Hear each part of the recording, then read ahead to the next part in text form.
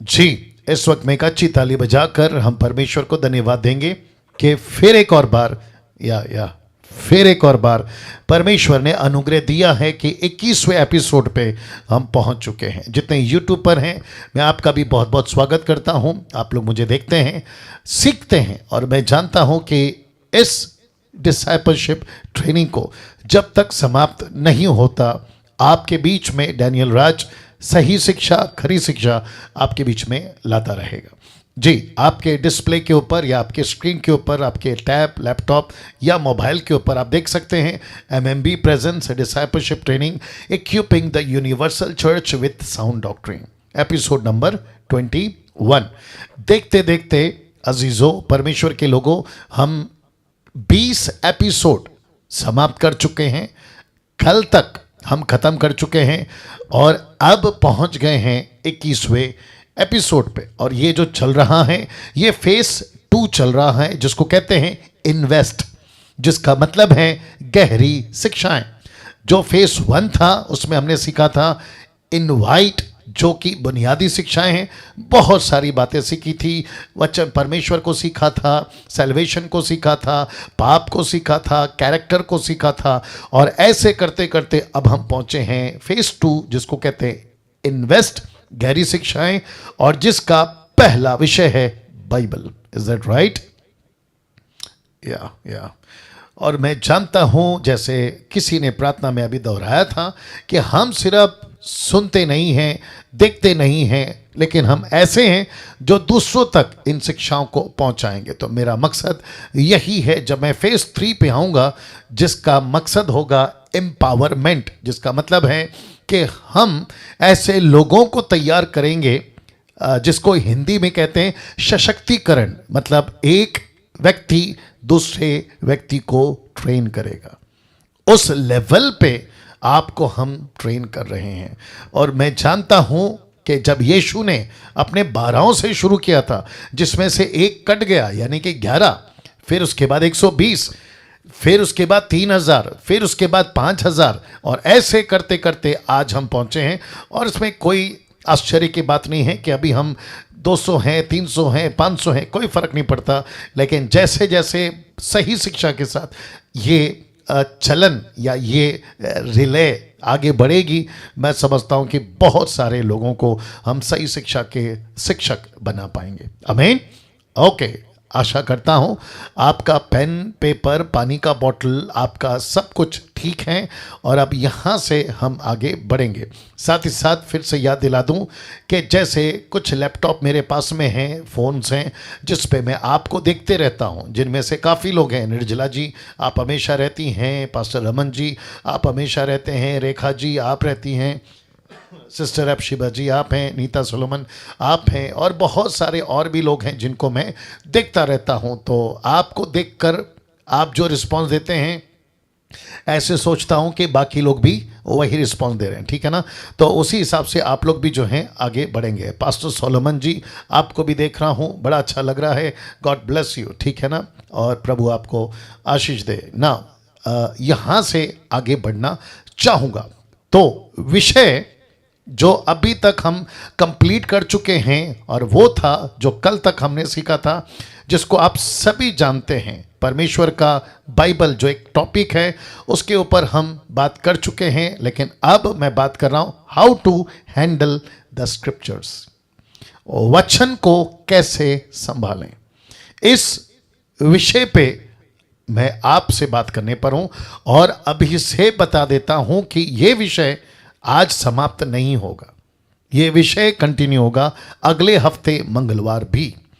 वो इसलिए क्योंकि बाइबल एक ऐसा विषय है जिसको बहुत बहुत ज़्यादा सीखने के लिए, सिखाने के लिए कंटेन समझते होंगे, मसाला बहुत है। और मैं नहीं चाहता हूं कि कोई भी बाइबल का एंगल छूट जाए जो आपको सीखना था और मैं नहीं सिखा पाया, क्योंकि मैं समझता हूं कि डिसाइपलशिप ट्रेनिंग ये आखिरी होगा। मुझे नहीं पता वापस मैं कब सिखाऊंगा, लेकिन बाकी जितने लैंग्वेज के लीडर्स हैं, कोऑर्डिनेटर्स हैं, अलग अलग भाषाओं के, वो आप लोगों को ज़रूर सिखाते रहेंगे पूरे देश और विश्व भर में। ओके, तो ये जो चौथा विषय है बाइबल का, फोर्थ पॉइंट जो कहता है how to handle the scripture, वचन को कैसे संभालें ना। कुछ सत्य आपको जानना जरूरी है। आपके स्क्रीन के ऊपर आप देख सकते हैं, तो सबको दिख रहा है जी? ओके, आवाज ठीक है निर्जला जी? ओके, वंडरफुल ना। कुछ सत्य आपको जानना जरूरी है। मैं जानता हूं कि आज मैंने जल्दी शुरू किया है क्योंकि बहुत सारा मसाला है, आत्मिक खाना है जो 9 बजे तक मैं इसको चलाऊंगा, ठीक है ना? तो बिल्कुल अपनी सीट बेल्ट बांध लीजिए, मजबूत हो जाइए, क्योंकि बहुत कुछ आज आप सीखेंगे इस 21वें एपिसोड में। तो यूट्यूब के जितने लोग हैं, आपको भी कहना चाहता हूं, आप भी अपनी जो तैयारी हैं कर लीजिए। तो जैसा लिखा है, कुछ सत्य आपको जानना जरूरी है। किसके प्रति? बाइबल के प्रति। सबसे पहला आपके बीच में रखूंगा कि 1600 साल बाद बहुत ध्यान से सुनना, 1600 साल बाद इजरायलियों को मूसा के द्वारा 5 पुस्तक मिली। आप नहीं समझे शायद। इसका मतलब है कि आदम से लेकर हनोक तक, हनोक से लेके आपका नूहा तक, नूहा से लेके अब्राहम तक, अब्राहम से लेके जोसेफ तक, और जोसेफ के बाद जो आप सभी जानते हैं कि 75 पीपल, 75 लोग जो इजिप्ट में पहुंचे और वहां पे 430 साल की गुलामी तक उनके पास में मूसा की 5 किताबें नहीं थी। Is that right? एग्जैक्टली। तो उनको नहीं पता था यहोवा कौन है, उनको नहीं पता था सृष्टि कैसे बनी, उनको नहीं पता था कौन है असली क्रिएटर। तो 1600 साल तक सोच के देखिए, मानव जाति, उस वक्त की बात कर रहा हूं, पॉपुलेशन कितना था मुझे नहीं पता, गूगल के पास में भी इसका जवाब नहीं है, विकिपीडिया के पास में इसका जवाब नहीं है। अंदाजन बोल सकते हैं 1 लाख, 5 लाख, 10 लाख, 1 करोड़ ज्यादा से ज्यादा, लेकिन उसके ऊपर पॉपुलेशन हम नहीं कह सकते उतनी थी जितना आज हमारे पास में बहुत सारी सामग्री, बहुत सारा तरीका है पॉपुलेशन को काउंट करने के लिए, लेकिन उन दिनों में यह सुविधा नहीं थी। तो सोच के देखिए कि जो भी परमेश्वर यहोवा एलोहिम को जानता होगा, उसके पास में जो डिटेल या ज्ञान परमेश्वर का होता होगा, बहुत ध्यान से सुनिएगा, वो मनुष्यों के द्वारा जो परमेश्वर को इंटरप्रेट करते थे, इंटरप्रेट आप समझते हैं, जो पेश करते थे, वैसे ही लोग सुनते थे, चलते थे। और जिसके चलते कभी हनोक ने परमेश्वर को पेश किया, वे चलने लगे, नूह ने पेश किया, चलने लगे, अब्राहम ने पेश किया, लोग चलने लगे, जोसेफ, फिर उसके बाद मूसा, जैसे जैसे पेश करता गया चलते गए। लेकिन आपके जहन में, क्योंकि आप लोग डीटी के मेंबर्स हैं, दिमाग में एक बात याद रखिए कि 1600 साल तक उस वक्त के लोगों के पास में मूसा की 5 किताबें नहीं थी। यह आपके दिमाग में हमेशा याद रखिएगा। क्यों?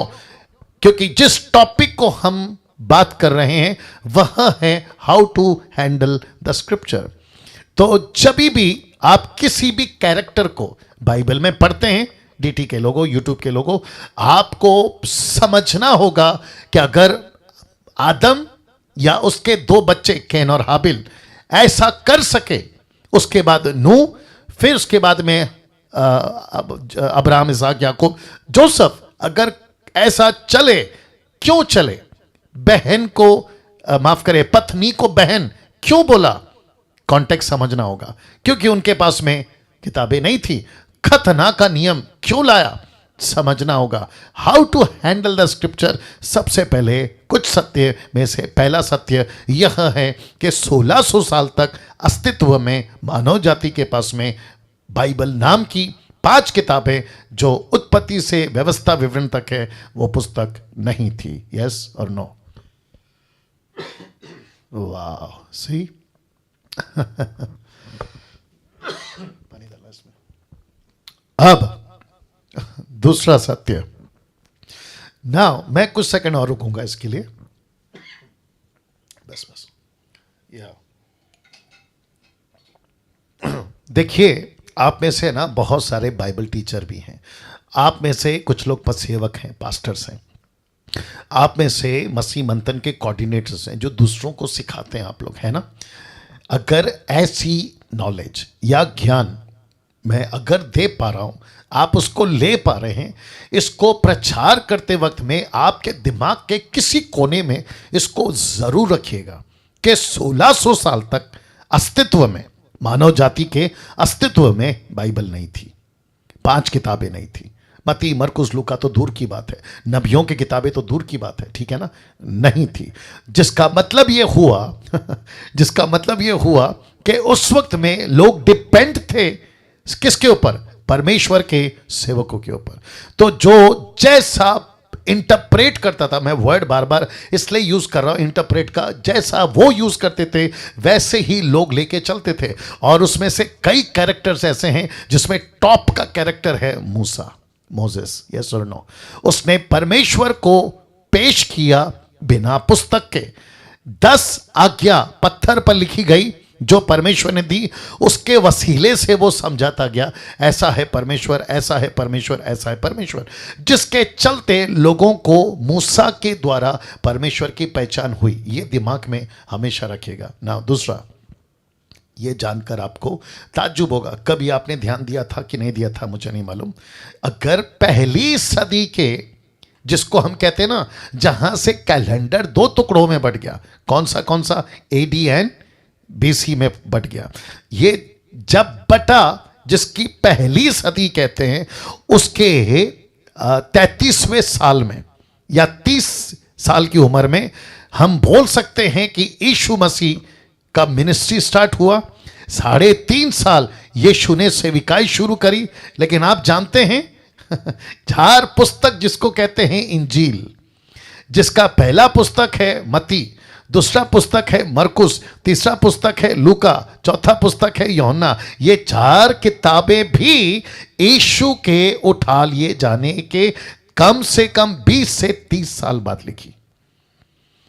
ओ ओ ओ ओ या इसको रखना होगा कुछ सेकंड तक, इसको भी हजम करिए। वापस कहता हूं कि यीशु के मिनिस्ट्री के 3.5 साल बाद जब यीशु उठा लिए गए, उसके 20 से 30 साल बाद, कम से कम 2 से 3 डिकेट, जिस डेकेट या के बाद इसको लिखा गया।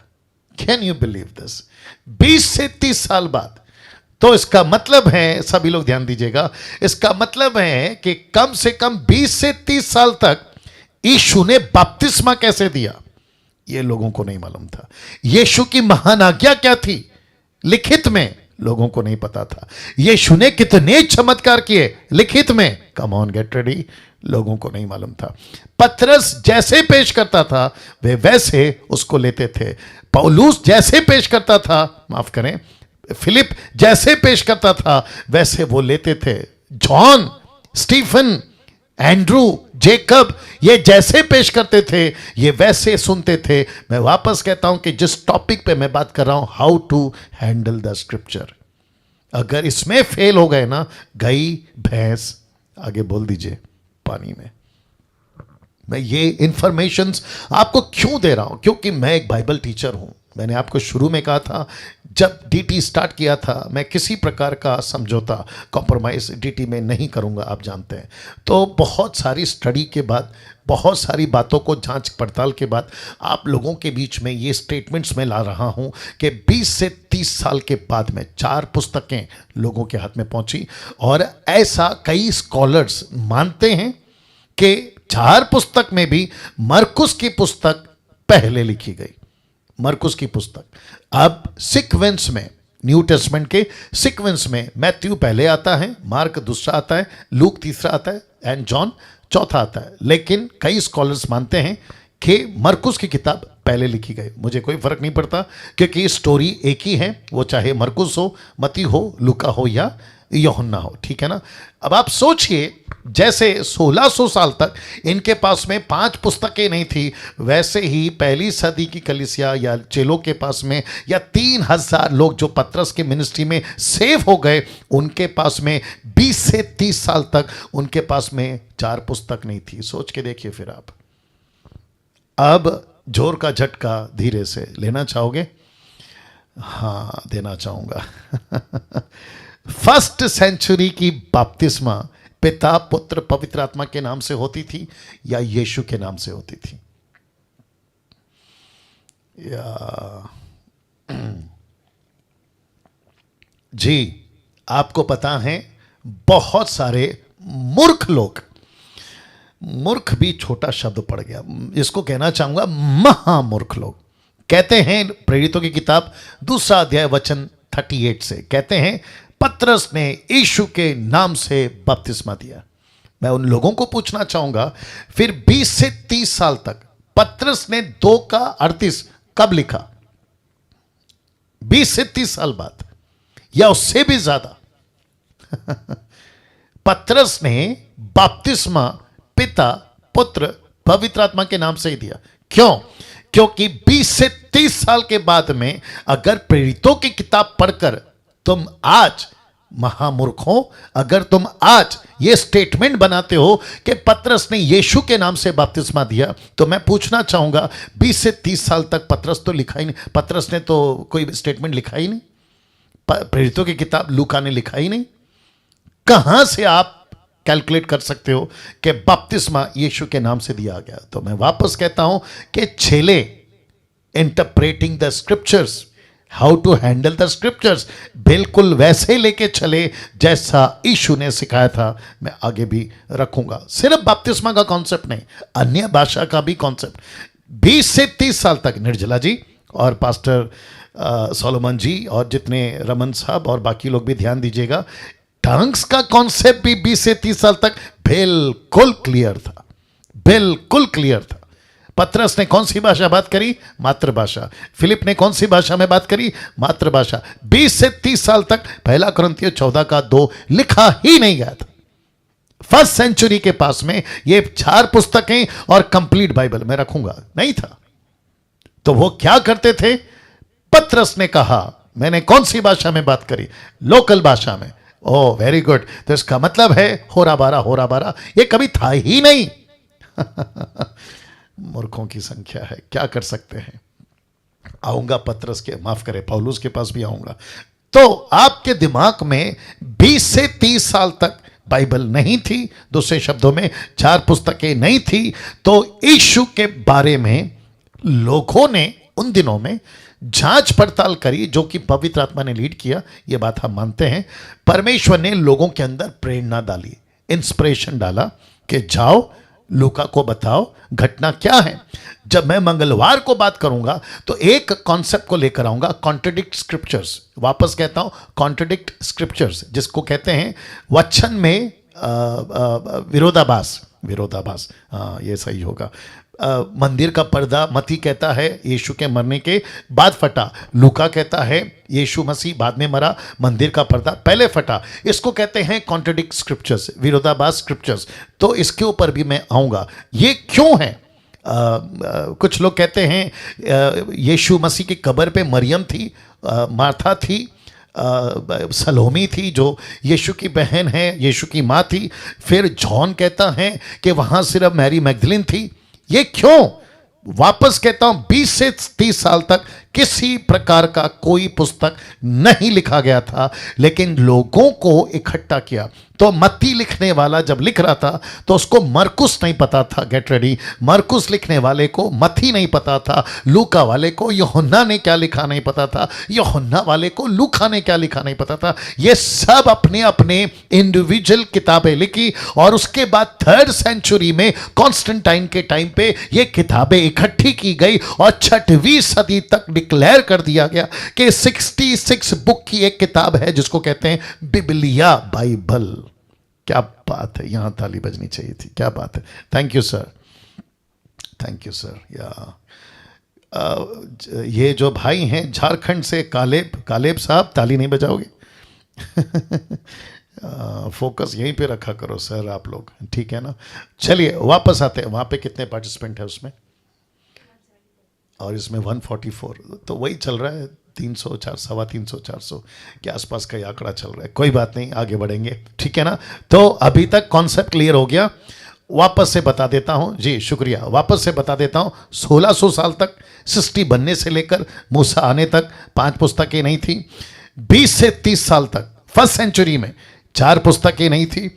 अब इसको देखिए, 6th सेंचुरी में पूरी बाइबल जगत को मिली। 6th सेंचुरी में मतलब 6वीं सदी आने तक लोगों ने, बहुत ध्यान से सुनना, परमेश्वर के, जो कि मैं लिस्ट अभी रखूंगा, किसी भी डॉक्ट्रिन को गड़बड़ नहीं किया। जब बाइबल नहीं थी सब ठीक से चलते थे, सुन लीजिए, लेकिन जब बाइबल आ गई बेड़ा गर्क हो गया। वापस से कहता हूं, जब बाइबल नहीं थी ना तो सब ठीक था, लेकिन जैसे ही बाइबल उनकी लैंग्वेज में आना शुरू हो गई बेड़ा गर्क हो गया। कोई बता सकता है क्यों? जी, मैंने आपको याद होगा फर्स्ट डे बताया था, सबसे खतरनाक बात क्या थी पता है? इंटरप्रेट, भाषांतर, अनुवाद। आप कैसे सुनते हैं, दूसरों को कैसे पहुंचाते हैं, सबसे खतरनाक चीज यहीं पे होती है। क्या सुने थे और क्या बोले थे, ये चक्कर हो जाता है। तो 6th सेंचुरी में पूरी बाइबल जगत को मिली। एक कैलकुलेटेड अनुमान के हिसाब से इसमें 19-20 हो सकता है, मुझे कोई दिक्कत नहीं है, लेकिन 6वीं सदी में बाइबल जो है जगत में आई। लेकिन इंग्लिश ट्रांसलेशन, जो कि कहते हैं कॉमन लैंग्वेज, पूरे यूनिवर्स में, पूरे प्लैनेट पे अगर सबसे कॉमन लैंग्वेज जो हर देश में बात की जाती है आज के युग में भी, वह है इंग्लिश। और इसकी शुरुआत हो गई थी between 15th century to 18th century, और इंग्लिश बाइबल का ट्रांसलेशन यहां से आना शुरू हो गया।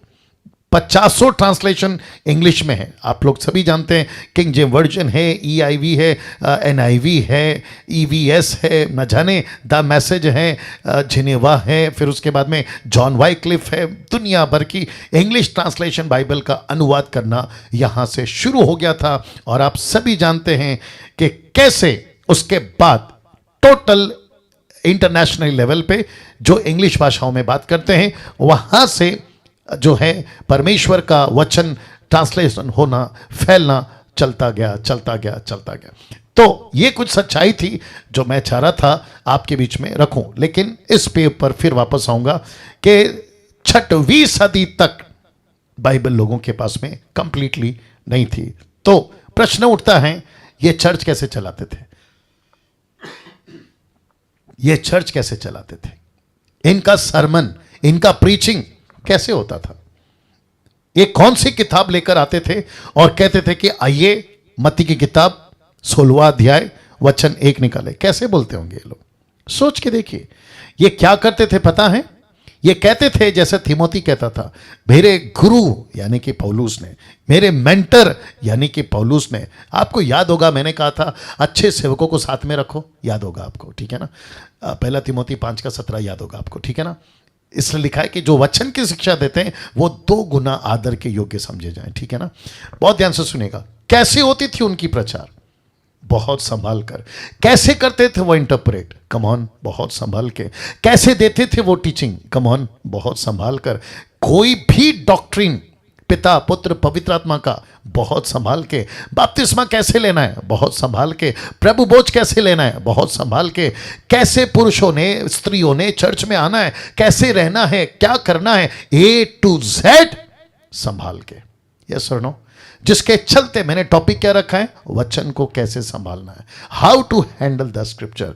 फिर से कहूंगा 6th सेंचुरी तक सब ठीक चल रहा था, लेकिन उसके बाद ट्रांसलेशन आती गई, भाषाएं बदलती गई, बाइबल का अनुवाद होता गया, जिसको जैसा ठीक लगा करते करते करते करते कईयों ने तो बाइबल को जला दिया। कई लोगों ने कहा कि बाइबल को हम तुम तक पहुंचने नहीं देंगे।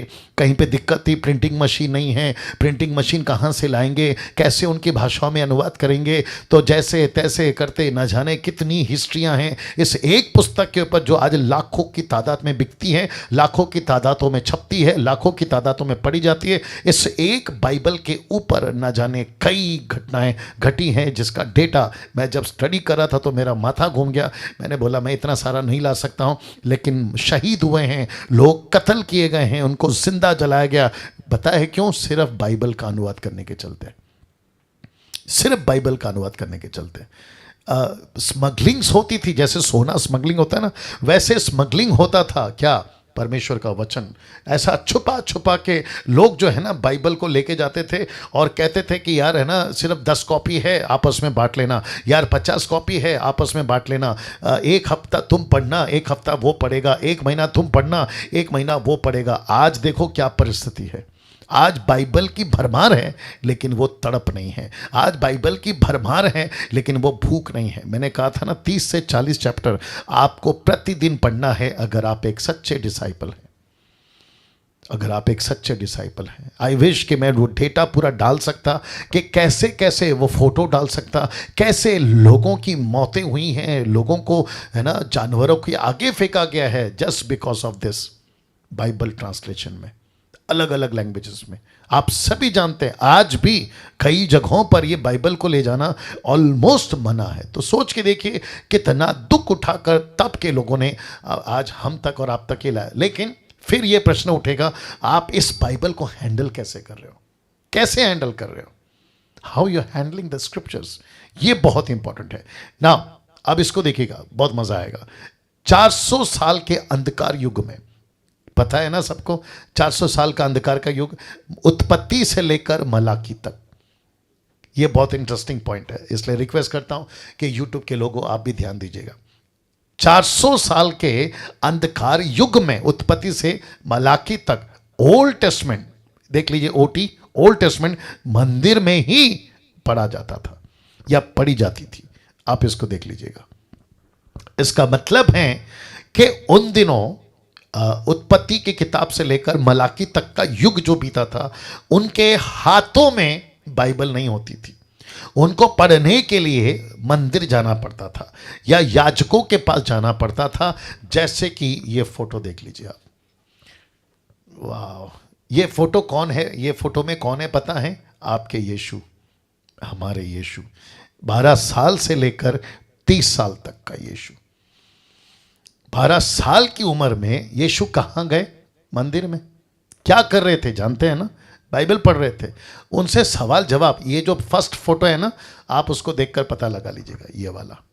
फिर 30 साल की उम्र में यीशु मसीह फिर मंदिर में गए, आखिरी बार, मतलब मंदिर में गए पढ़ने के लिए उस एक आयत को जो मैं भी रखूंगा, ओल्ड टेस्टमेंट पढ़ने के लिए यीशु मसीह जाया करते थे मंदिर के अंदर। ये आपके बीच में मैंने रख दिया, कुछ फोटो रख रहा हूं, आप देख सकते हैं। 12 साल का यीशु, और भी एक फोटो है ये वाला, आपको मदद करेगी कैसे सवाल जवाब कर रहे हैं।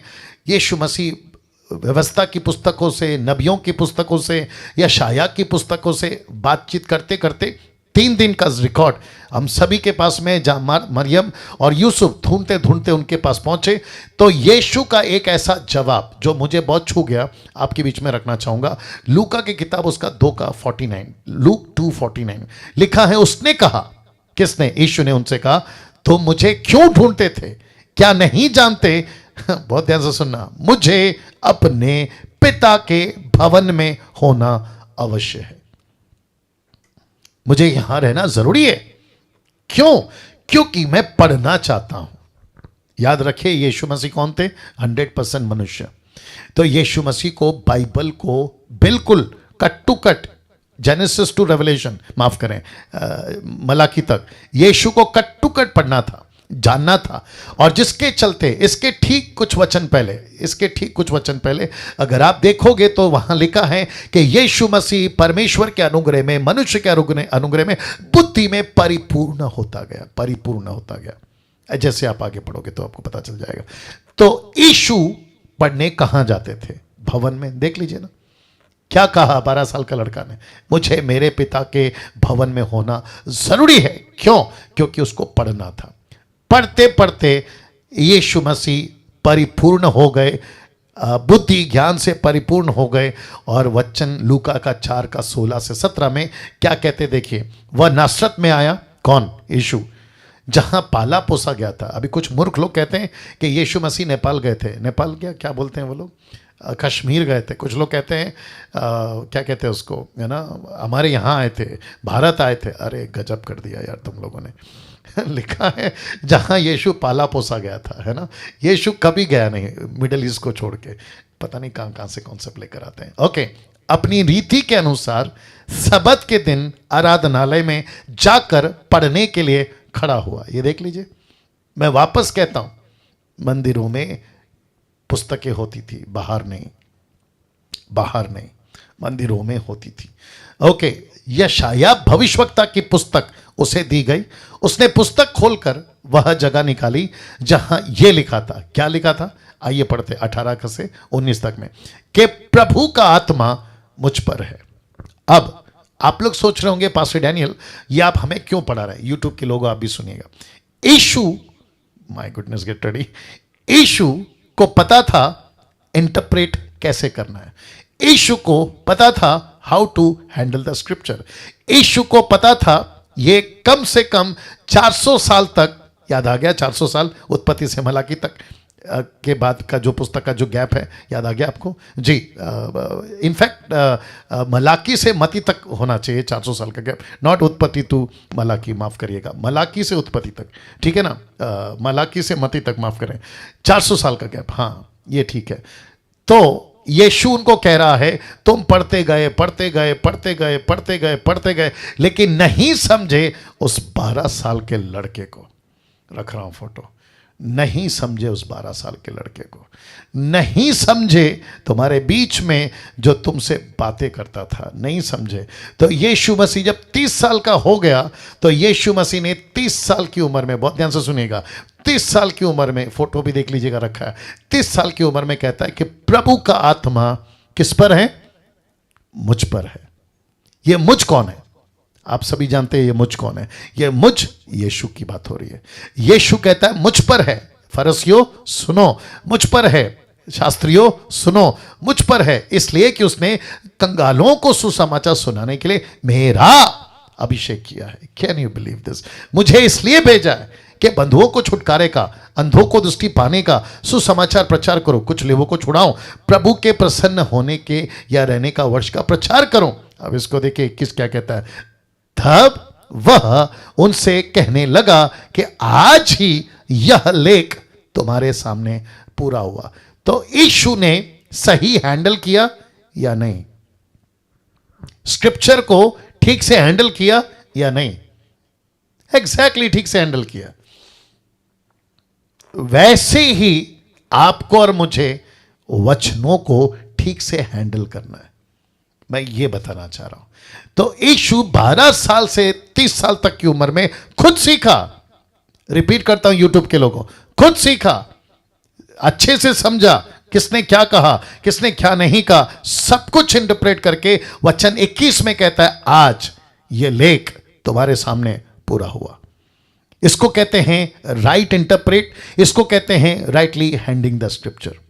वैसे ही हर पास्टर को स्क्रिप्चर पढ़ते वक्त में, प्रीच करते वक्त में राइटली हैंडल करना बहुत जरूरी है। इससे हम ये सीख सकते हैं। अब आपको समझना होगा क्या कि क्यों इजरायली बार बार भटक जाया करती थी? क्योंकि उनके पास पुस्तकें नहीं होती थी, ब्रैकेट में हाथों में नहीं होती थी। अगर उनके हाथों में पुस्तक होती, जैसे आज आपके और मेरे हाथों में, मैं रात को बाइबल पढ़ सकता हूं अगर मुझे कुछ चाहिए। मुझे मंदिर जाने की जरूरत नहीं है, मुझे याजक के दरवाजे को नॉक नॉक करने की जरूरत नहीं है। मेरे हाथों में बाइबल है। अगर बाइबल नहीं है तो मेरे मोबाइल में बाइबल है, मेरे टैब में, मेरे लैपटॉप में, कम ऑन, मेरे हाथों में बाइबल है। लेकिन उन दिनों में अगर उनको कुछ दिक्कत होती थी, वो भटक इसलिए जाते थे क्योंकि उनके हाथों में बाइबल नहीं होती थी।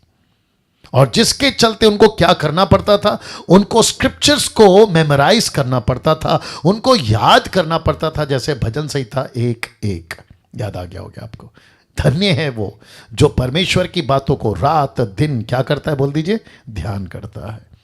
अब आप सोचिए गाय का बछड़ा क्यों बन गया क्योंकि स्क्रिप्चर उनके पास नहीं था।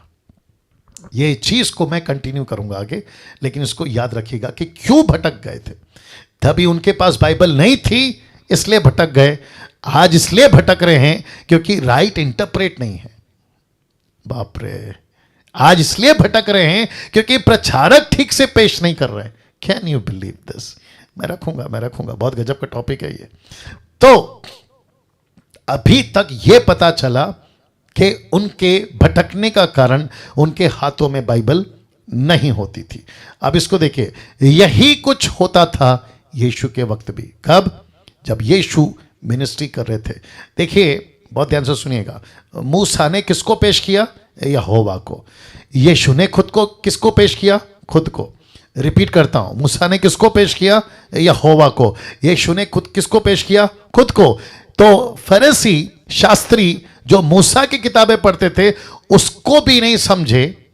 जब उसको नहीं समझे तो यीशु को क्या समझेंगे जो उसी की बात को रिपीट कर रहा था और कह रहा था कि मैं वही हूं। इसलिए पौलुस क्या कहता है पता है? 1 कुरिन्थियों 2:8 में, जिसे इस संसार के हाकिमों से किसी ने नहीं जाना, क्योंकि यदि जानते तो तेजोमय प्रभु को क्रूस पर ना चढ़ाते।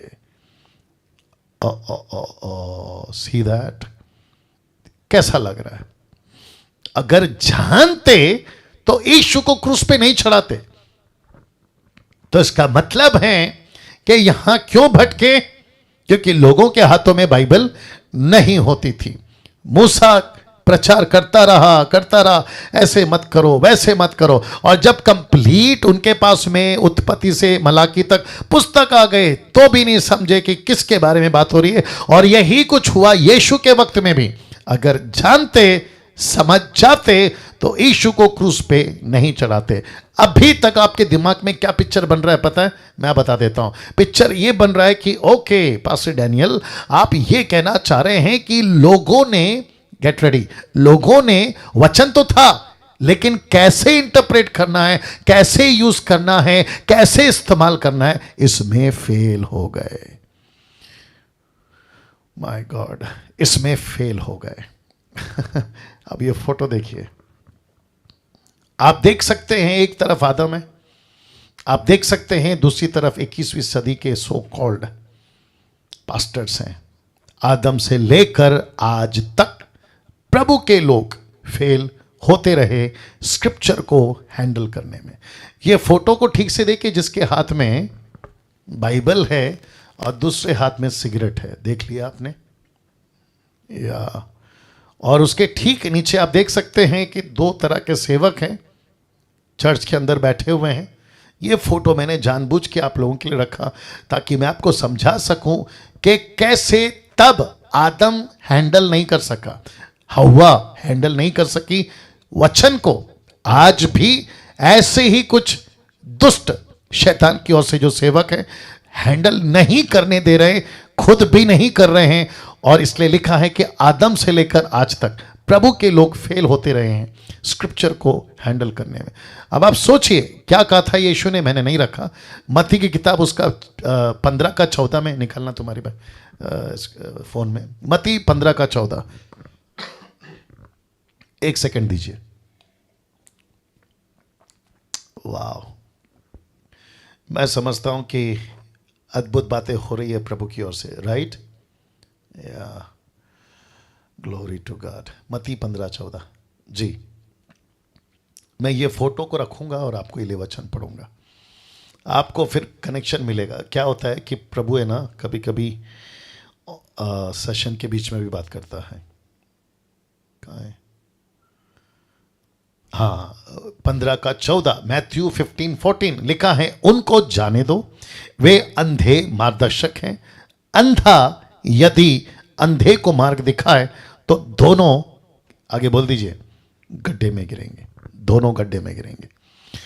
तो इसका मतलब है कि अधन के बगीचे से लेकर चर्च तक आज की तारीख में ऐसे लोग खुद भी भटक रहे हैं और आगे बोल दीजिए दूसरों को भी भटका रहे हैं। अब आप सोचिए, सोशल मीडिया आज 2021 में सबसे ज्यादा अगर यूज पुलपिट का नहीं हो रहा है, गेट रेडी, पुलपिट का नहीं हो रहा है, चर्च का नहीं हो रहा है, क्यों? कोरोना वायरस की वजह से। क्यों? लॉकडाउन के चलते। अभी यूथ से लेकर बुजुर्ग तक, मतलब जवानों से लेकर बुजुर्ग तक, सब के सब परमेश्वर का वचन कहां से खा रहे हैं? बोल दीजिए, सोशल मीडिया। आप मुझे कहां से देख रहे हैं? Social media. कभी यूट्यूब, कभी फेसबुक, कभी जूम, राइट? वैसे ही लूसीफर ने भी अपने अपने भटकाने वाले जो खुद वचन को ठीक से हैंडल नहीं कर रहे हैं, तो सोचिए ये अगर बिगड़े हैं, आगे बोल दीजिए, इनको फॉलो करने वाले कितने बिगड़ेंगे? वाह सोच के देखिए कितने बिगड़े हैं। आज एक ही दिक्कत है जो तब भी थी और आज भी है, मैं बताता हूं, जिसके लिए मैंने लिखा है कि एक सत्य, एक और सत्य अबाउट फॉलोवर्स। जानना चाहते हैं? मूसा के फॉलोवर्स थे, जॉन द बैप्टिस्ट के फॉलोवर्स थे, जीसस के फॉलोवर्स थे, पीटर्स के फॉलोवर्स थे, पॉल के फॉलोवर्स थे, अपोलोस के फॉलोवर्स थे। यह दिक्कत तब से है। स्क्रिप्चर अलग, वचन अलग और फॉलोवर्स, बोल दीजिए ना, अलग। यह तब भी है और आज भी है। मैंने इसलिए लिखा कि मूसा के फॉलोवर्स कहते हैं हम किसी की नहीं सुनेंगे, जॉन द बैप्टिस्ट कहते हैं हम किसी की नहीं सुनेंगे। यीशु के फॉलोवर्स सच्चे थे जो कि हमको उनका सुनना जरूरी है। पीटर के वाले पौलुस का नहीं सुनते थे, आगे बोल दीजिए, पौलुस वाले पीटर का नहीं सुनते थे और आप पौलुस वाले कहते थे हम दोनों का नहीं सुनेंगे। तो सबके अपने अपने फॉलोवर्स थे। But where is the scripture? Where is the scripture? आपको पता है आप मुझे क्यों सुनते हैं? क्योंकि मैं स्क्रिप्चर को फॉलो कर रहा हूं। मैं आपको रिक्वेस्ट करता हूं, प्लीज हाथ जोड़ के, डैनियल राज को कभी फॉलो नहीं करना, मेरे कभी फॉलोवर्स नहीं बनना। जिस दिन, मैं आज आपको खुल के बोलना चाहता हूं कि जिस दिन आपको कहीं से भी दिख गया, कंफर्मेशन दिख गया, 100% कंफर्मेशन आपको हो गया कि डैनियल स्क्रिप्चर को फॉलो नहीं कर रहा, उस दिन मुझे अनसब्सक्राइब कर देना। मैं सबको बोल रहा हूं, बस मंथन के लोगों को भी बोल रहा हूं, सबको बोल रहा हूं। मनुष्य का, कम ऑन गेट रेडी, मनुष्य का कोई गारंटी नहीं है कि वो कब बिगड़ सकता है। वचन का 1,00,000% का गारंटी है, वो कभी नहीं बिगड़ेगा। यहां तालियां चाहिए। वाह वाह, सी कैसा लग रहा है? या थम करके बता दीजिए कैसा लग रहा है? वंडरफुल। मैं फिर कहता हूं, आज एक ही दिक्कत है, तब से लेकर आज तक बस संख्या बढ़ रही है। किसका फॉलोवर है? मैं उसका हूं। किसका फॉलोवर है? मैं इसका हूं। मैं इंटरनेशनल, अफ्रीका का, अमेरिका का। लेकिन फेल हो रहे हैं ना लोग हैंडल करने में। आप कैसे किसी के फॉलोवर, अंधा बनकर, अंधभक्त बनकर आप कैसे किसी को फॉलोवर बन सकते हैं? जैसे मूसा के फॉलोवर कहते हैं हम यीशु का नहीं सुनेंगे, नहीं सुनेंगे यीशु का। और आपको पता है ना, अभी पढ़वाया ना, अंधा अंधे को रास्ता नहीं दिखा सकता, दोनों गड्ढे में गिरेंगे। जॉन द बैप्टिस्ट के फॉलोवर्स, मैं रखूंगा वचन, जॉन द बैप्टिस्ट के फॉलोवर कहते यीशु कौन है हमको नहीं पता, मूसा कौन है हमको नहीं पता, हमारा बाबा तो यीशु जॉन द बैप्टिस्ट है, हम उसी के पीछे चलेंगे। सी, फिर उसके बाद में पीटर का अलग ग्रुप, पौलुस का अलग ग्रुप, अब पौलुस का अलग ग्रुप। रेफरेंस रख रहा हूं 19 का 1 देख लीजिए, ये है जॉन द बैप्टिस्ट के चेले। जब पौलुस कुरिन्थियों में था तो पौलुस ऊपर से सारे देश में होकर इफिसुस में आया और कई चेलों को देखकर फॉन्ट बड़ा किया। देख लीजिए, कई चेलों को, टोटल 12 थी इनकी संख्या, टोटल 12। ये छले लगे पड़े थे। Can you believe this? Market में यीशु आ चुका है लेकिन जॉन द बैप्टिस्ट को फॉलो कर रहे हैं। मार्केट में पवित्र आत्मा आ चुका है लेकिन यीशु मसीह को फॉलो कर रहे हैं। इसी के किताब में पौलुस ने पूछा, ए बाबा 12 लोग, तुमने यीशु को सुना है, पवित्र आत्मा को जानते हो? बोला पवित्र आत्मा क्या चीज होती है, हमने तो कभी चर्चा तक नहीं सुनी। अब आप सोच के देखो कितना बड़ा अंधभक्त। किसके? जॉन द बैप्टिस्ट के। इसलिए रिक्वेस्ट करता हूं, किसी के फॉलोवर नहीं बनना। Is that right? किसी के फॉलोवर नहीं। हम सब किसके फॉलोवर है? जीसस के। आप मुझे क्यों सुने? प्लीज रिक्वेस्ट करता हूं, क्योंकि मैं यीशु की सुनता हूं। जिस दिन डैनियल राज यीशु की नहीं सुन रहा है, मैं खुद कह रहा हूं, प्लीज अनफॉलो कर देना या फिर निकल जाना ग्रुप से, ठीक है ना। दूसरा तरफ देख लीजिए, 1 कुरिन्थियों 1:12। मेरा कहना, पौलुस कहता है, मेरा कहना यह है कि तुम में से कोई तो अपने आप को पौलुस का, और कोई अपौलुस का, कोई कैफा का, कोई मसीहा का। देखो, पतरस, कैफा मतलब पतरस। तो हमको ऐसे टाइप के फॉलोवर्स, जीसस को छोड़ के, याद रखो, जीसस को छोड़ के बाकी किसी को फॉलो नहीं करना है। मैं रिक्वेस्ट करता हूं, किसी को फॉलो नहीं करना है।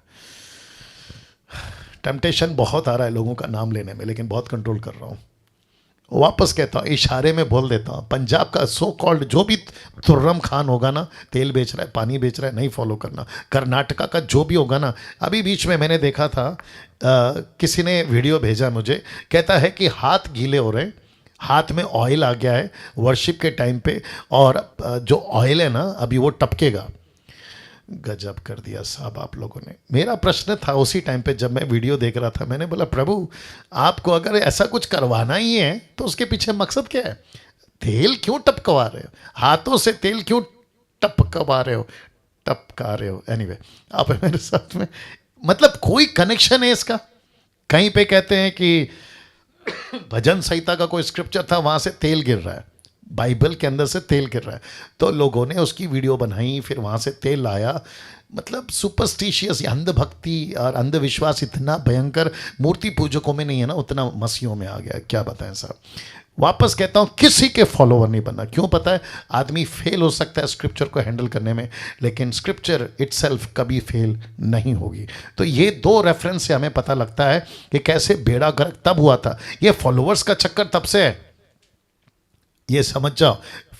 मैं उसको फॉलो करता हूं, मैं उसको सुनता हूं, मैं उसकी वीडियो देखता हूं, मैं बाकियों की वीडियो नहीं देखता हूं। ये बेड़ा गर्क तब से चल रहा है। सोच के देखिए ना। एक इंटरेस्टिंग पार्ट रखने जा रहा हूं जो आपको खूब मजा आएगा, देख लीजिएगा। पवित्र आत्मा को भेजने का असली कारण, मसीह की दया को वचन समझाना।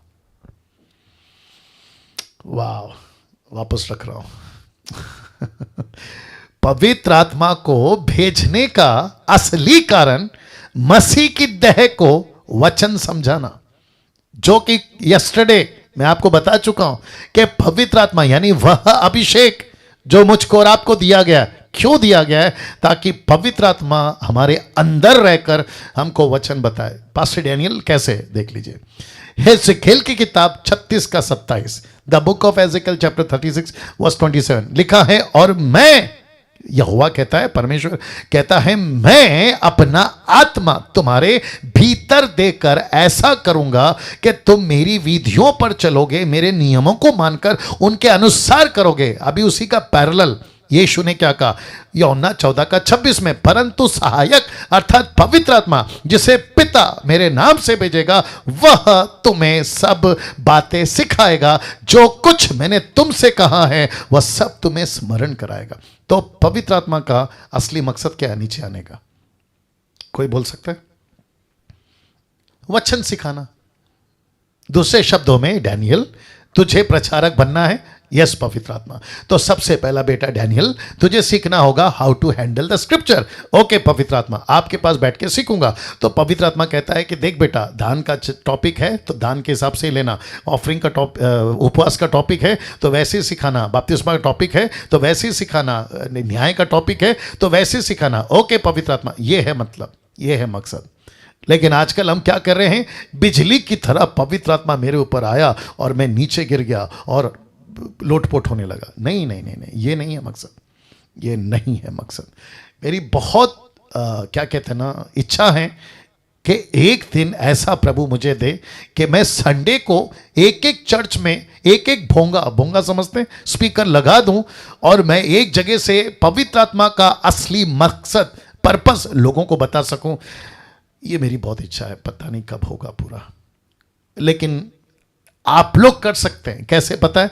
मेरी ऐसी वीडियो को जितनी ज़रूरत है एडिट करके, कट करके उन तक व्हाट्सएप पे पहुंचा दो कि भाई असली मकसद पवित्र आत्मा का नीचे गिर के लोटपोट होना नहीं है, उल्टी सीधी भाषाओं में बात करना नहीं है, जिब्री जिसको कहते हैं, और ना ही जोर जोर से हंसना है, और ना ही किसी प्रकार का तमाशा करना है। पवित्र आत्मा का असली मकसद है वचन समझाना।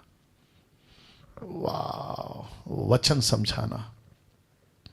मैं इसको एडिट करके ज़रूर यूट्यूब पे डालूंगा, लेकिन मुझे इसमें और बोलना है, इसमें मुझे और बोलना है। कुछ लोग कहते हैं मुझे पवित्र आत्मा चाहिए। एक लड़का आया था, लड़का बोलूं या आदमी बोलूं नहीं पता, पतरस के पास आया था, याद होगा आपको, एक्ट चैप्टर 8 में 18वें वचन में उसने पैसे लाए और कहा कि ये गिफ्ट मुझे दे दो। पतरस ने ऐसी डांट लगाई, बोला तू और तेरे पैसे, याद होगा आपको, सत्यानाश हो जाए। वो तो शुक्र है कि अनन्या सफीरा की तरह दोनों जैसे मर गए वैसे ये मर नहीं गया नीचे गिर के, नहीं तो उस दिन तो उसका चैप्टर क्लोज था। पतरस क्या बोलना चाह रहा था पता है? तुझे सबसे पहले पता होना चाहिए कि जिस पवित्र आत्मा का बात हम कर रहे हैं उसका मकसद क्या है।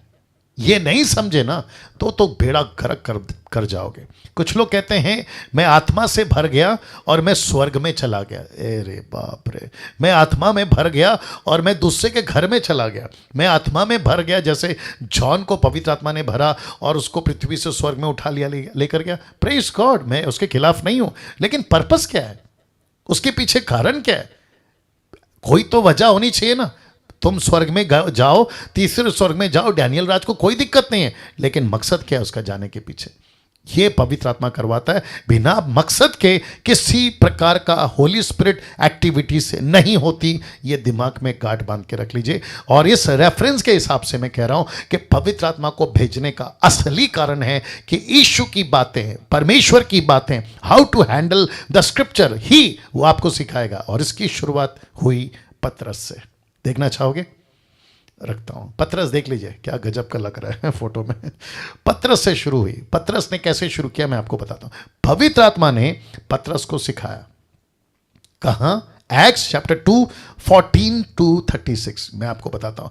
पतरस का पावरफुल, इंपैक्टफुल, प्रभावशाली प्रचार, जिसके प्रति लोगों ने खुद गवाही दी कि पतरस जब तू बोल रहा था ना तो तेरे शब्द हमको तीर की तरह चुभ रहे थे। याद आ गया? इंग्लिश ट्रांसलेशन कहता है your word was penetrating hearts, तेरे वचन हमको तीर की तरह चुभ रहे थे। बोला अरे वाह, मतलब पवित्र आत्मा ने इस तरीके से पतरस का इस्तेमाल किया। आइए देखते कैसे। पतरस उन 11 के साथ खड़ा हुआ, ऊंचे शब्द से कहने लगा कि हे यहूदियों, यरूशलेम के सब रहने वालों, यह जान लो और कान लगाकर मेरी बातें सुनो। वचन 15, जैसा तुम समझ रहे हो हम नशे में नहीं हैं। याद आ गया आपको? क्योंकि लोग कह रहे थे कि ये नशे में है। एनीवे, नशे में नहीं है, क्योंकि अभी तो पहर ही दिन चढ़ा है। आई थिंक सुबह का 9 बज रहा होगा। एनीवे, परंतु यह वह बात है जो योएल भविष्यवक्ता के द्वारा कही गई। मेरा एक प्रश्न है, पतरस को कैसे पता योएल कौन है? कभी बत्ती जली थी आपकी? पतरस अनपढ़ है। पतरस के बारे में लिखा है 4 अध्याय में प्रेरितों के, वो अनपढ़ है। अनपढ़ मतलब इलिटरेट, हाँ, पढ़ा लिखा नहीं है। ऐसे आदमी को योएल के बारे में कैसे पता? अब आ रही है ना बात समझ में?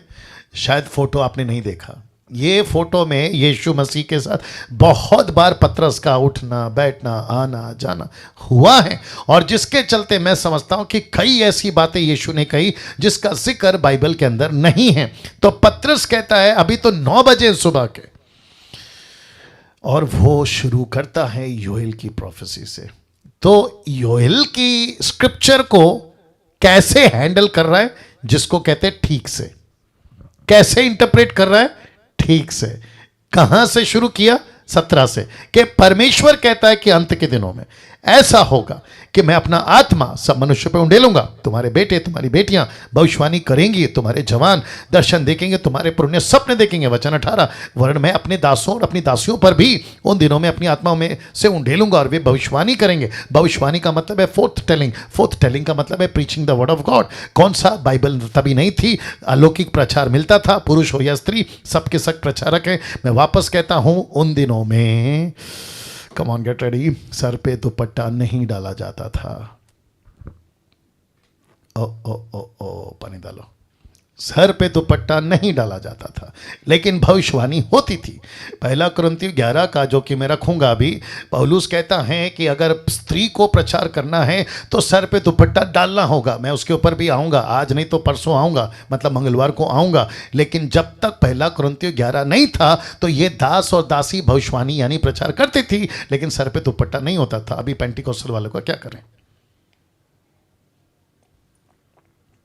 नहीं, मैं पूछ रहा हूं आ रही है ना बात समझ में? या मंगलवार को आऊंगा खुल के उसके ऊपर शायद, ठीक है ना?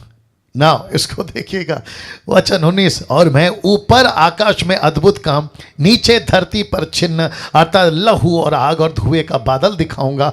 प्रभु के महान और प्रसिद्ध दिन के आने से पहले सूर्य अंधेरा, चांद लहू हो जाएगा। जो कोई प्रभु का नाम लेगा वही उद्धार पाएगा। ये टोटल प्रोफेसी, भविष्यवाणी अंत के दिनों को लेकर इजरायलियों को सुना रहा है, अन्य जातियों को भी सुना रहा है कि जो भी प्रभु का नाम लेगा वही उद्धार पाएगा। ये प्रभु कौन है? ऑफ कोर्स यीशु मसीह। क्या बात है! इसको कहते हैं, पतरस को पवित्र आत्मा टोटल सिखा रहा है। कहां से? ओल्ड टेस्टमेंट की बातों को लेकर। ये क्या चीज है? अब एक प्रश्न पूछूंगा, क्या पतरस यहां बेकाबू हो गया? नहीं। क्या पतरस यहां पर नीचे लोटपोट हो रहा है? नहीं, स्टेबल है। स्टेबल समझते हैं? स्थिर खड़ा है, ठीक से बात कर रहा है। कौन सी भाषा में? लोकल पब्लिक की भाषा में, ताकि सबको समझ में आए। और यह है पहला दान जो पवित्र आत्मा का जिक्र यीशु मसीह के द्वारा पवित्र आत्मा का बारे में पौलुस ने भी कहा कि पवित्र आत्मा दानों को बांटेगा 9 वरदानों में, जिसमें है दूसरों की गैर भाषाओं में बातें करना। लेकिन पेंटिकॉस्टल कैरिस्मेटिक वालों ने इसको जिब्रिश बना दिया और बेड़ा गर्क कर दिया। 22 वचन, हे इस्राएलियों ये बातें सुनो कि यीशु नासरी एक मनुष्य था जिसका परमेश्वर की ओर से होने का प्रमाण उन सामर्थ के कामों, आश्चर्य कर्मों के कामों और चिन्हों से प्रकट है जो परमेश्वर ने तुम्हारे बीच में उसके द्वारा कर दिखलाए, जिसे तुम आप ही जानते हो। क्यों? क्योंकि अभी की तो बात है, 2 हफ्ते पहले की तो बात है, 40 दिन के पहले की तो बात है। उसी को जब वह परमेश्वर की ठहराई हुई मनसा होनहार के ज्ञान के अनुसार पकड़वाया गया, अब देखिएगा, तो तुमने अधर्मियों के हाथ से उसे क्रूस पर चढ़वाकर मार डाला। अब इसको देखिए, परंतु उसी को परमेश्वर ने मृत्यु के बंधनों से छुड़ाकर जिलाया, क्योंकि यह अनहोना था कि वह उसके वश में रहता। किसके? मृत्यु के। अब कनेक्शन किसका दे रहा है पता है? कौन? पौलुस, माफ करे पतरस। किसका दे रहा है? दाऊद का। 25 में देखो, क्योंकि दाऊद उसके विषय में कहता है, मैं प्रभु को सर्वदा अपने सामने देखता रहा, क्योंकि वह मेरी दाहिनी ओर है, ताकि मैं डिग ना जाऊं। अब मेरा प्रश्न है, पतरस ने राइट इंटरप्रेट किया? यस। पतरस सही हैंडल कर रहा है? यस। क्या ऐसे ही हमको सीखना है? यस। कैसा लग रहा है? See this? इसको कहते हैं वचन को ठीक से हैंडल करना। अब इसको देखिए, इसी कारण मेरा मन आनंद हुआ। कौन कहता है? दाऊद कहता है। किसकी भाषा में बात हो रही है? पतरस अपनी भाषा में दाऊद की बात को कह रहा है। मेरी जीभ मगन हुई, मेरा शरीर भी आशा में बसा रहेगा। 27, क्योंकि तू मेरे प्राणों को अधलोक में ना छोड़ेगा और ना अपने पवित्र जन को सड़ने ही देगा। ये टोटल इंटरप्रेट जीसस के बारे में जो दाऊद ने की थी, अब उसको हैंडल कर रहा है पतरस। वचन 28, तूने मुझे जीवन का मार्ग बताया है, तू मुझे अपने दर्शन के द्वारा आनंद से भर देगा। वचन 29, हे भाइयों, मैं उस पति दाऊद के विषय में तुमसे साहस के साथ कह सकता हूं कि वो तो मर गया और गाड़ा भी गया, उसकी खबर आज तक हमारे यहां वर्तमान है। क्योंकि वो दाऊद की बात नहीं कर रहा था, खुद दाऊद। पतरस कहता है वो दाऊद की बात नहीं थी। किसकी बात थी? यीशु की। भविष्यवक्ता होकर यह जानकर कि परमेश्वर ने मुझसे शपथ खाई है कि मैं तेरे वंश में से एक व्यक्ति को तेरे सिंहासन पर बिठाऊंगा। और वचन 31, उसने होनहार को पहले से देखकर मसीह के जी उठने के विषय में भविष्यवाणी की। किसने? दाऊद ने। कि ना तो उसका प्राण अधलोक में छोड़ा गया, ना उसकी देह सड़ने पाई। अब आप सोचिए, प्रोफेसी दाऊद कर रहा था, तब इंटरप्रेट कर रहा है पतरस। कौन सिखा रहा है? जोर से, पवित्र आत्मा। मुझे ओल्ड टेस्टमेंट कौन सिखाएगा? पवित्र आत्मा। मुझे न्यू टेस्टमेंट कौन सिखाएगा? पवित्र आत्मा। चर्च कैसे चलाना है कौन सिखाएगा? पवित्र आत्मा। लेकिन पवित्र आत्मा को तो मैंने कुछ और ही बना दिया। वचन 32, इसी यीशु को परमेश्वर ने जिलाया जिसके हम सब गवाह हैं। क्यों? क्योंकि 3.5 साल उसके साथ खाना खाया, उसके साथ में पानी पिया, उसके साथ में उठे बैठे चमत्कार देखे, वो भी पानी पे चला। पतरस कहता है मैं भी पानी पे चला, मैं तो उसका टोटल गवाह हूं। तो यीशु को परमेश्वर ने जिलाया, नॉट दाऊद को, यीशु को, नॉट दाऊद को। जब जिसके हम सब गवाह हैं, 33 वचन कहता है इस प्रकार परमेश्वर के दाहिने हाथ से सर्वोच्च पद पाकर पिता से पवित्र आत्मा प्राप्त करके जिसकी प्रतिज्ञा दी गई थी उसने यह उंडेल दिया है। क्योंकि तुम कहते हो ना हम नशे में, हमने दारू पिया है। नहीं रे बाबा, तुमको नहीं पता है, ये पवित्र आत्मा उसने हम पर उंडेला है, जिसकी अभी हम तुम्हारे सामने गवाही दे रहे हैं। उंडेल दिया है जो तुम देखते और सुनते हो। क्या बात है। वचन 34, क्योंकि दाऊद तो स्वर्ग पर नहीं चढ़ा, परंतु वह आप कहता है कि प्रभु ने मेरे प्रभु से कहा मेरे दाहिने बैठ, जब तक कि मैं तेरे बैरियों को तेरे पांव की चौकी ना कर दूं। 36 देखे क्या कहता है। सो अब इज़राइल का सारा घराना निश्चय जान ले कि परमेश्वर ने उसी यीशु को जिसे तुमने क्रूस पर चढ़ाया प्रभु भी ठहराया और मसीह भी। मेरा प्रश्न है, क्या पतरस वचन को ठीक से हैंडल कर रहा है? यस, ठीक से हैंडल कर रहा है। क्या ऐसा हैंडल हमको करना है बाकी वचनों के साथ? एग्जैक्टली। तो अब आपके बीच में कुछ रख रहा हूं, वक्त को ध्यान में रखते हुए। फर्स्ट सेंचुरी चर्च के लोगों ने ज्यादा वक्त किस में बिताया? वचन को सीखने में बिताया। कौन से पहली सेंचुरी के लोग? यही लोग। 36 में जो आपने पढ़ा ना, जैसे ही पतरस ने प्रचार किया 3,000 लोगों ने 37 में पूछा, हे पतरस अब हम क्या करें? पतरस ने कहा मन फिराओ, यीशु पर विश्वास करो। तो फर्स्ट सेंचुरी की चर्च जब बाइबल नहीं थी, बहुत ध्यान से सुनना, पतरस के टाइम, यीशु के उठा लिए जाने के टाइम, उनके पास में 4 किताबें नहीं थी। बहुत ध्यान से सुनेगा। उनके पास अगर कुछ था तो 39 books from Genesis to Malachi, ये किताबें थी और उसी को पढ़ पढ़कर वो सिखाता था। लिखा है वचन को सीखने में वक्त बिताते थे। कहां लिखा है ये देख लीजिए, प्रेरितों की किताब 2 का 41 से 42 तक। जिन्होंने उसका वचन ग्रहण किया उन्होंने बपतिस्मा लिया, उसी 3,000 मनुष्य के लगभग उनमें मिल गए। वे प्रेरितों से शिक्षा पाने में लौलीन रहे। किससे किससे शिक्षा पा रहे? मैं फिर पूछूंगा पतरस से। क्या पतरस के पास में टोटल न्यू टेस्टमेंट है? नो। पतरस के पास क्या है? पतरस के पास में पवित्र आत्मा है। कौन सा पवित्र आत्मा? वो पवित्र आत्मा जो वचन को ठीक से हैंडल करना सिखा रहा है। क्या पतरस किसी प्रकार का थियोलॉजिकल स्टडी में गया था, सेमिनार में गया था, बाइबल कॉलेज किया था? Come on, no. बस उसको इतना पता था कि जिसकी प्रतिज्ञा यीशु ने की कि जिस दिन पवित्र आत्मा आएगा यीशु की बातें सिखाएगा। टक टक टक टक टक टक सिखा दिया। 3,000 का चर्च बन गया। 3,000 को क्या सिखा रहा है? सही शिक्षा। और इसलिए तो लिखा है प्रेरितों से शिक्षा पाने में लौलीन। और उसका फ्रूट क्या निकला पता है? देखना चाहोगे? उसका फ्रूट है स्टीफन। वाह उसका फ्रूट है स्टीफन। आप देख सकते हैं फोटो में लिखा है सही हैंडल किया था। किसने? स्टीफन ने। किसको? वचन को। कैसे? ये देख लीजिए 6 का 10, परंतु उस ज्ञान और उस आत्मा का जिससे वे बातें करता था वे सामना ना कर सके। तो मैं पूछना चाहूंगा, please try to understand this. आज बाइबल है, दिक्कत नहीं है, ज्यादा इजी होना चाहिए, लेकिन मुसीबत तो इन लोगों की थी। टोटल बाइबल नहीं था, लेकिन देखो कितना सटीक चलते थे, देखो कितना एक्यूरेट चलते थे, देखो कितना संभल के काम करते थे और जांच पड़ताल करके ही ये बातों को सिखाते थे। यस और नो? या तो ऐसा स्टीफन को कौन सिखा रहा है? परमेश्वर का आत्मा। ये देख ले, लिखा है ना, उस ज्ञान और उस आत्मा का जिससे वे बातें करता था सामना नहीं कर सके। आपको पता है, मैं रिक्वेस्ट कर रहा हूं, आपको पता है आज आपको और मुझे सबसे ज़्यादा फोकस किस पे करना है?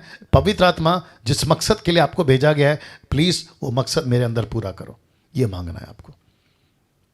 पहला यूहन्ना 2:27, टीच मी लिखा है ना, पवित्र आत्मा आएगा आपको सिखाएगा। मैं रिक्वेस्ट करता हूं जितने पुरुष, स्त्री, लड़का, लड़की, यूट्यूब के लोगों, आप भी एक ही चीज मांगो, प्रभु give me the holy spirit to understand the scripture. मुझे पवित्र आत्मा दीजिए, मैं वचन को सीखना चाहता हूं, समझना चाहता हूं। इसके ऊपर अगर आप फोकस करोगे, मैं डंके की चोट पे कहता हूं, आपकी मिनिस्ट्री अद्भुत होगी। नाउ एक और कैरेक्टर रख रहा हूं, वो है फिलिपुस। क्या इसने ठीक से हैंडल किया? एग्जैक्टली सही हैंडल किया था इसने भी।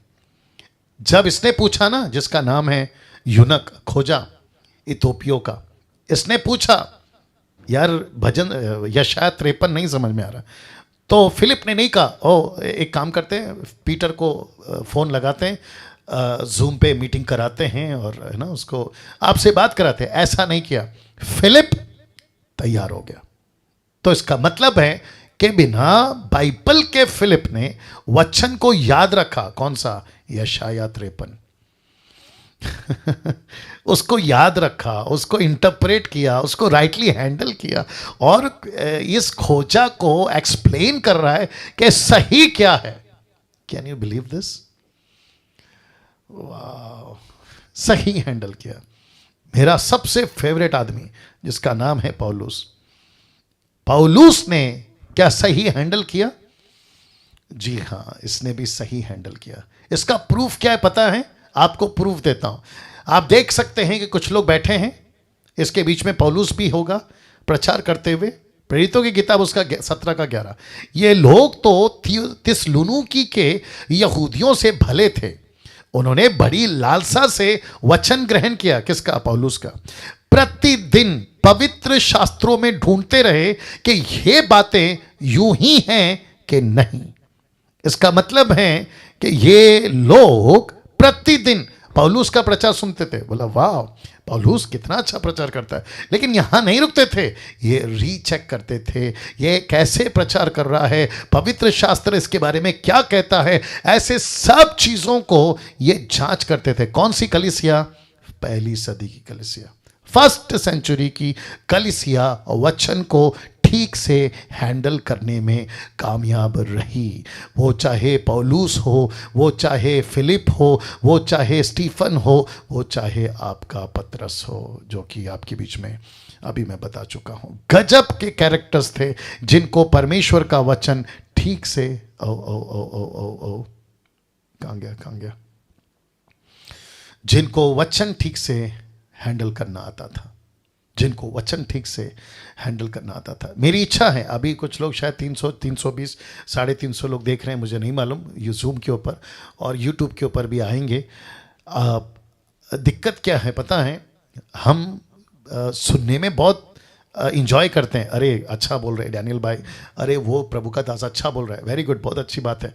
लेकिन आपको सिर्फ यहीं तक रुकना नहीं है, आपको नेक्स्ट लेवल पे जाना है, दूसरों को सिखाने की लेवल पे आना है। और मैं समझता हूं कि जिस दिन ऐसा हो जाएगा, मसीहत तेजी से बढ़ेगी। तो ये सारे के सारे आपके बीच में मैं रख रहा था, ये सारे के सारे अव्वल दर्जे के थे, जिसको कहते हैं पहले सदी के लोगों ने पूरी तरह से परमेश्वर के वचन को ठीक से हैंडल किया था। और जिसमें मेरा फेवरेट है आपका संत पौलुस।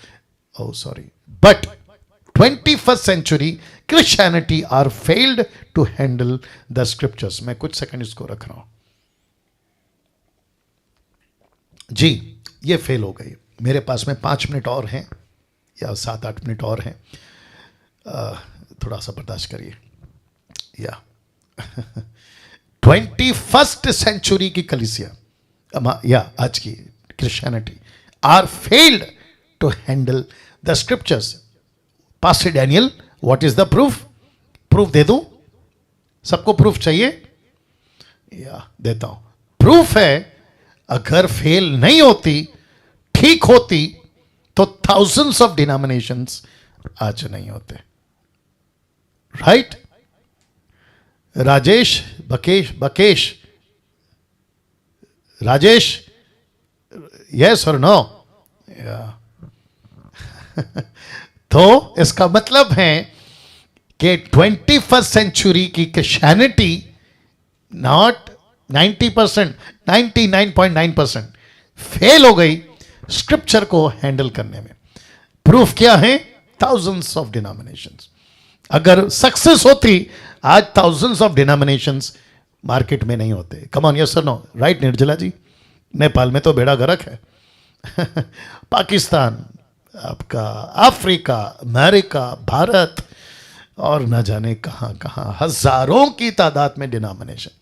कोई लकड़ी के क्रूस को पूज रहा है, कोई मरियम को पूज रहा है, कोई संतों को पूज रहा है, कोई सबसे ज़्यादा बेड़ा गर्क तो पवित्र आत्मा को और पवित्र आत्मा के दानों को लेकर बेड़ा गर्क कर दिया। ना, मैं समाप्ति पे कुछ चीज़ें बताकर समाप्त करूंगा। जीसस वार्निंग देख लीजिए। जीसस वार्निंग बहुत ज़्यादा सख्त, बहुत ज़्यादा कठोर शब्दों में यीशु ने क्या कहा था पता है? मत्ती के 5:19 में, यह पहली पुस्तक, प्रकाशित वाक्य 22:18 से 19 तक में। तो मैं दोनों पढ़वाऊंगा, ठीक है ना?